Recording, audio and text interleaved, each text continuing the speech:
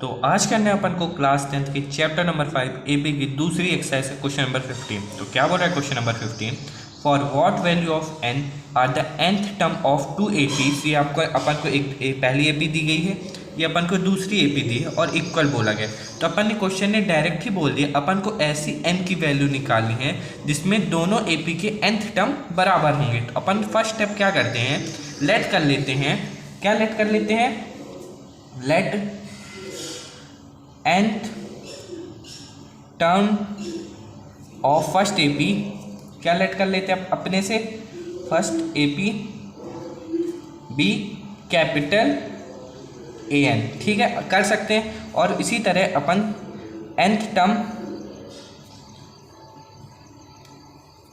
Of second AP को क्या मान लेते हैं, बी स्मॉल an।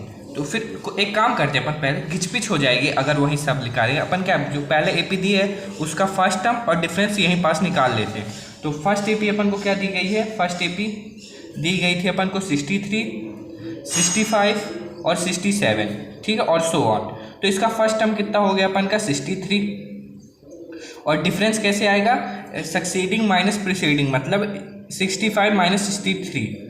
तो 65 माइनस 63 कितना हो जाएगा, ये आ जाएगा अपन का 2, ठीक है। इसी तरह अपन ने ए और डिफरेंस निकाले जहाँ तक जो चीज़ अपन निकाल सकते थे।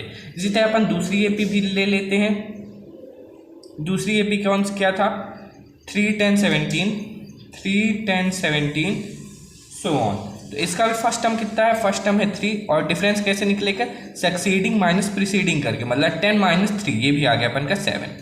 अब क्वेश्चन ने क्या बोला था, अपन को ऐसी n की वैल्यू निकालनी है जिसमें दोनों एपी का nth टर्म बराबर हो, मतलब क्वेश्चन ने बोला बराबर करके चलते हैं।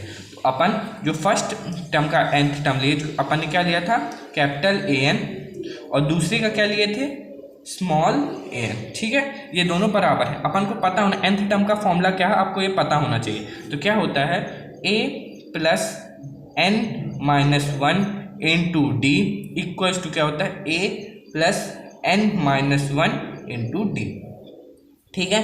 तो देखिए इसीलिए मैंने अलग अलग पहले ही निकाल लिया, तो यहाँ पास दिक्कत ना हो। तो फर्स्ट टर्म कितना है अपन का, पहली एपी का 63 प्लस n माइनस 1, डिफरेंस कितना है, डिफरेंस है अपन का 2 का, तो इंटू 2 कर देते हैं। इसी तरह दूसरी एपी का फर्स्ट टर्म कितना है, 3m प्लस n माइनस 1, और डिफरेंस कितना है, डिफरेंस है 7 का। चलिए अब इंटू कर लेते हैं। तो आगे 63 प्लस 2n, और इसको अंदर करें तो माइनस 2।